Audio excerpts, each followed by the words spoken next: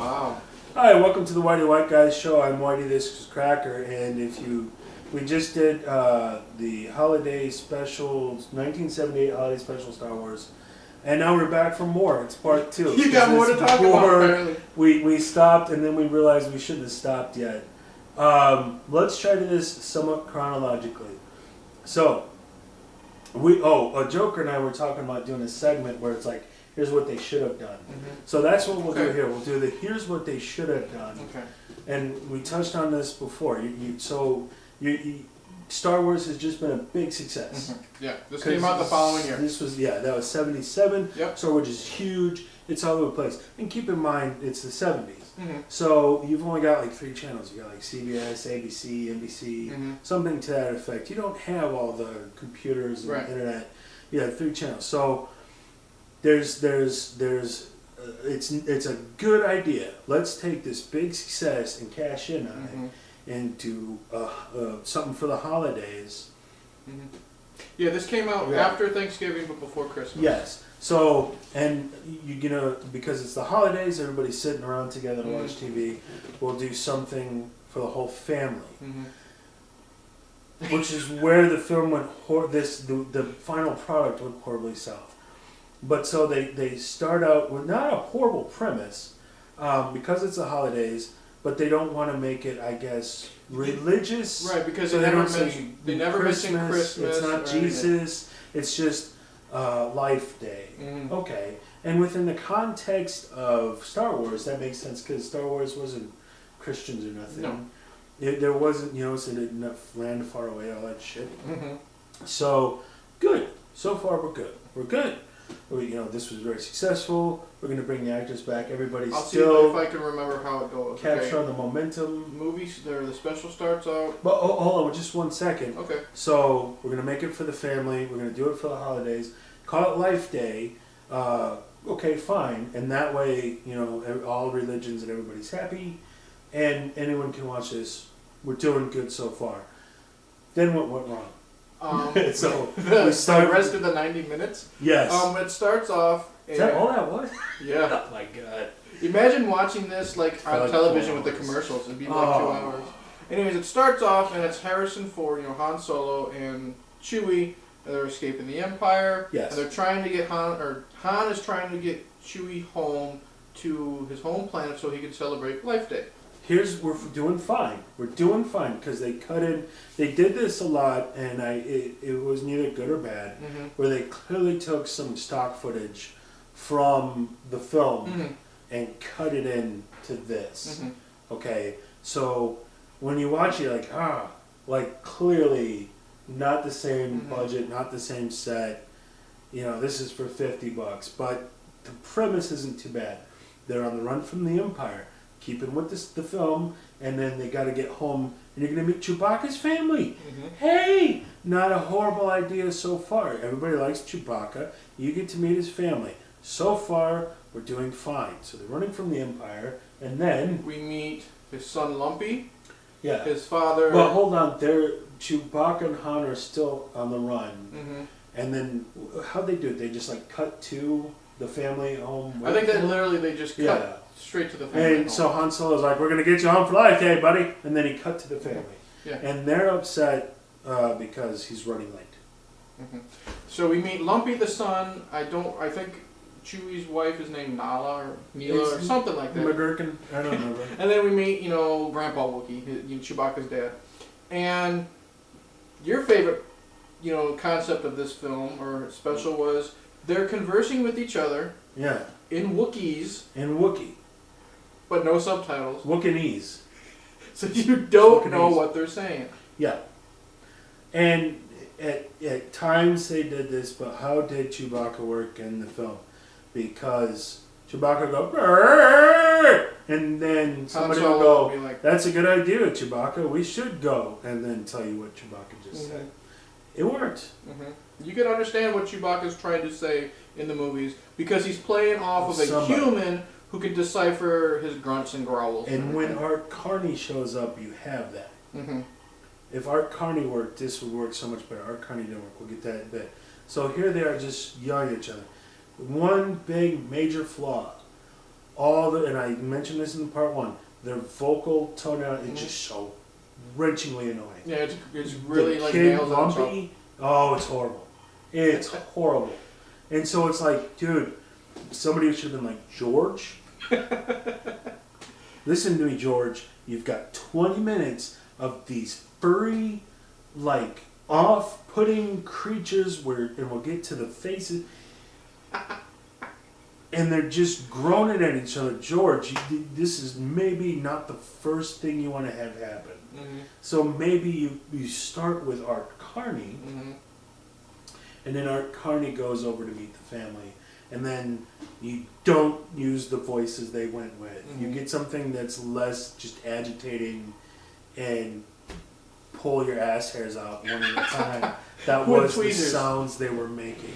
Okay, after that. So, alright, so they had their conversation of whatever. Lumpy. Now, I haven't seen this in probably about a month.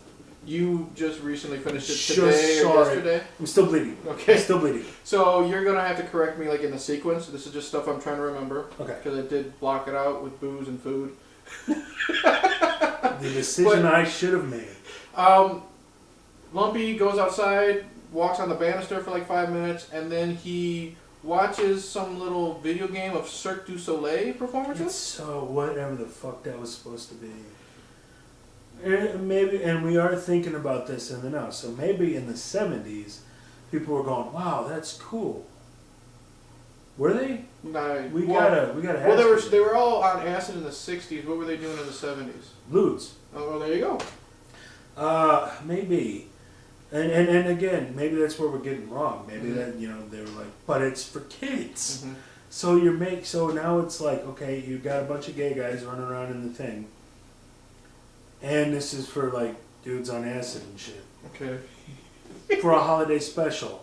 Like, why would you make that fucking decision? So it is very Cirque du Soleil. They come in. You got the tumblers and you got jugglers and. But it's like, okay, here we go. What the fuck does that have to do with Star Wars? Like, where? So again, you're sitting there and you're like, okay, George, what do you want to do? And you're like, I can't do George Lucas. I want to do a holiday special and capitalize on the momentum of this film. We have the next one coming up. Yeah. Let's make some money on this, you sons of bitches. Okay. One of the first things that happens is, so let's make it Star Wars related. So the very first scenes, very Star Warsy, good move. Han and Chewbacca are in the aluminum Falcon. And Millennium, you fucking they're running from the Empire. Oh my. Again, I did that on purpose. No, you did. Yes, I did. I hope so. The point is, that's very Star Warsy. Okay, good move. We're off to a good start. But then the little Cirque du Soleil thing, the hugest misstep. We've got Wookiees. Have them do something Star Warsy. Have them do fucking something! Because it's like these watching the little thing and there's little guys on the trapeze and they're doing a thing. It's like, the fuck does this have to do with Star Wars? And why am I watching somebody else watch TV? Like, why would it happen? Now again, we have laptops. So like, yeah, the fucking laptop. But it was like, wow, technology. It wasn't loud. So it's like, have started off like, get me my fucking Lando Calrissian, and instead of Art fucking Carney. Bless your heart, Art Carney. Wasn't funny at all. Maybe he was funnier in the 70s, but it's a huge. Because he was on the Honeymooners. Start with him. Keep it Star Warsy, and because he had to deal with the Empire a lot, who were like Nazis, so the Nazis would show up. And they showed up at his shop and were a Nazi. Because after we get the Cirque du Soleil part, we now are introduced to Art Carney. And is he working at like a pawn shop? Yeah, he runs basically a secondhand store and he sells stuff. And like the Empire shows up there and then he's trying to sell stuff to the Empire. And it's like a guy, not a stormtrooper, but some kind of a Nazi shows up. Let's keep the metaphor straight. So a Nazi shows up, a guy, and he's looking for something. He wants something. And Art Carney's selling him shit. Yeah. Okay. Do something else. Like, no, but put that first. Right. Introduce that concept. Art Carney is going to help out the family. First off, who the fuck wants to watch Art Carney? He's this old, annoying guy And it's like, what's this got to do with Star Wars? So you got the Empire there. So you got half the coin. Okay. Get us the other fucking half. So have instead of Life Day and we're watching people watch TV, he's got a plan. They're gonna blow up something. Mm-hmm. And he's gotta hide the plan. And the Wookiees have the plan. So he's gotta get rid of this guy so he can get to the Wookiees in time to discuss the plot or something. Mm-hmm. Instead, this little dipshit is watching these faggots on the fucking trapeze. What the hell am I staring at, George Lucas? What the hell am I staring at? Okay, what happens next? Shit. Then what did then happen? what next is that when the wife Wookiee contacts Luke Skywalker? What the hell is her name? I'm just gonna call her Nala. I know that's what Nala? I know that's what the female lion is called in The Lion King, and I'm probably Okay. wrong, but I'm calling her Nala. We'll call her Hillary Clinton. We'll So call her Hillary Clinton. Hillary and Lumpy are worried about Chewbacca, where he's at. Because he's running late. So they contact Luke Skywalker, who is busy working on his X-Wing and R2-D2. And then you weren't prepared to see Mark Hamill between Star Wars and Empire Strikes Back. Mark Hamill was in a severe car accident, and his face was badly, injured, and he had to have severe plastic surgery done. And that's why you can also see, like in Empire Strikes Back, his face does look a lot different, and he gets attacked by the Wampa creature, and he's covered in blood. So they did that to hide it. Wow. But here in the Star Wars Holiday Special, he has orange makeup on his face. Not like orange, orange, but like bad tanning salon orange. Yeah. He got a bad, wig, and Which is way too. he literally looks like a melted Ken doll. Yeah. And I feel bad because he nearly died in the car accident, but he looks horrible. Yeah. And what was your first reaction when you saw Mark Hamill in this? Fuck, shat my pants. That freaked me out so much. It was really off. Let's be clear. Mark Hamill, good actor, seems like a really good guy. Mm-hmm.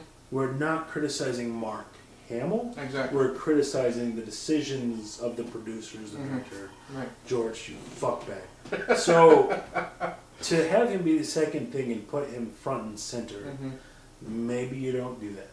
And they closed what do you call them, push-in shots of his face all the time. All the time. They probably should have done their best to hide, Yeah. how different he looked.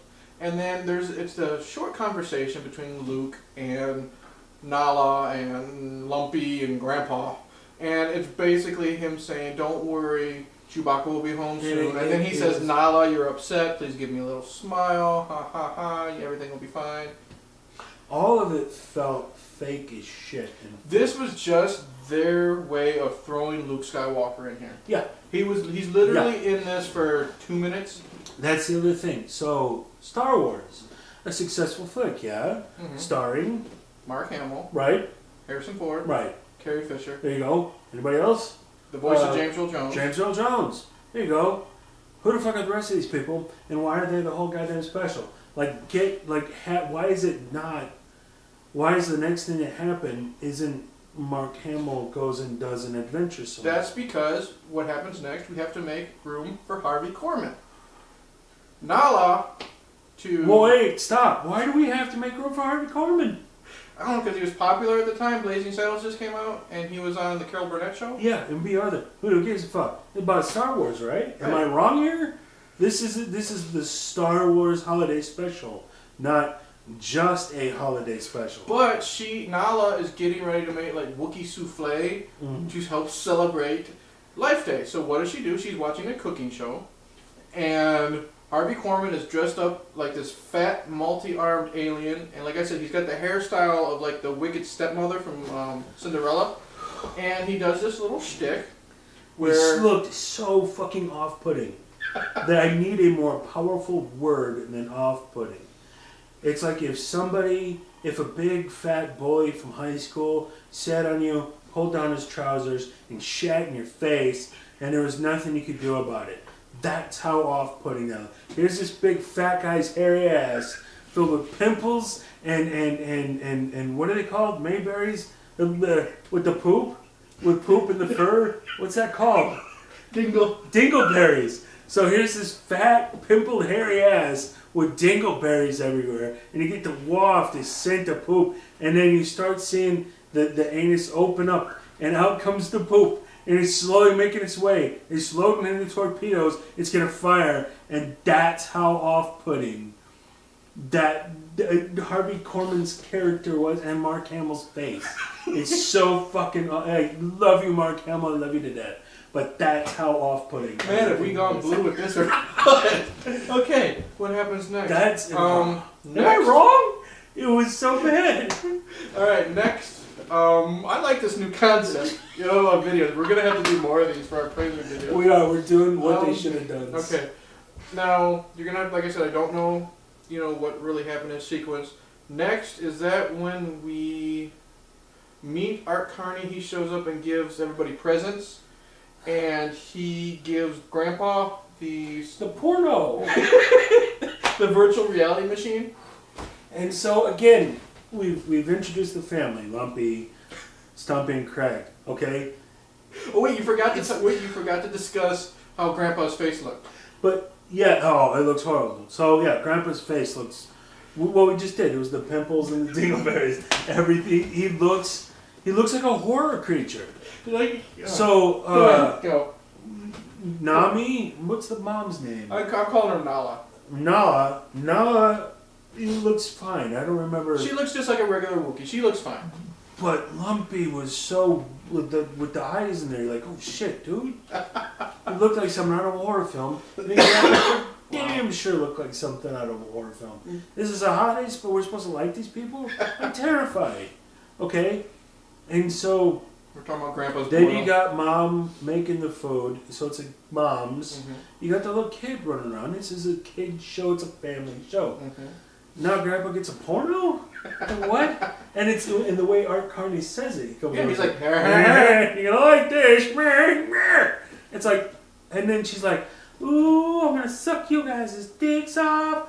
Ooh, look at my big tat. It's like, don't ever do that again. For the kids? Don't ever do that again. Exactly. I'm talking about you personally.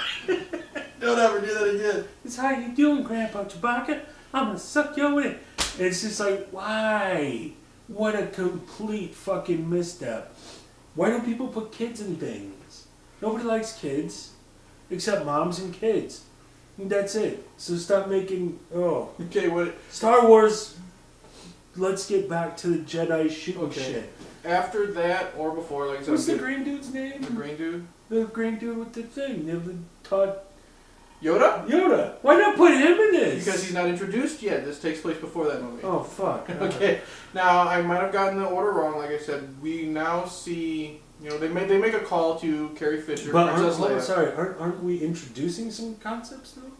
Didn't they introduce some concepts that were going to be... Or they were supposed to, with Lando. Yeah. And it fell through. So introduce the concept of Yoda, maybe. They do introduce Boba Fett, which we will get to in a little bit. Yeah. Now, they then call Princess Leia, and it's just a waste of 2 minutes to throw Carrie Fisher in there. We're not even going to discuss that scene. It's not important. No. Then... At least her face wasn't off-putting. No, she was very pretty, but from all the way up till... Then she started singing, and it was like... Yeah. Now we get to the scene where the Empire shows up, and Lumpy distracts them with Jefferson Starship. Yeah, Art Carney had to show him how to do a thing. I don't remember all of it, but it was a little gadget, and they're going around like, "What's this?" "Oh, it's a thing." So Art Carney shows them, and then he delays for a while, and it's like, why? At some point, there's some communications going on between the rebellion and Chewbacca's family, and so they like blocked that out and said, "Oh, watch this." It was like a distraction or some shit. Yeah. Jefferson Starship. What do we get after that? After that, we Well, to be really quick, I didn't mind it too. It was catchy too. I skipped through it. That's fine. I'm trying to think. After that, I believe, did we have the newscast of a day on Tatooine, and is that where we were introduced to B. Arthur? I don't know.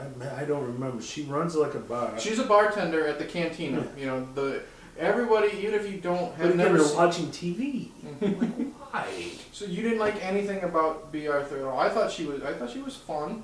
She was just, this little bitchy, grumpy bartender. I got to deal with these fucking aliens. I didn't like the not love story where Mhm. he's in love with her. Yeah. And I'm like, what are we doing? Well, we had to throw Harvey Korman in again. That's why we don't have a lot of Harrison Ford and Mark Hamill. We gotta Because have. we gotta have Harvey fucking Korman. George.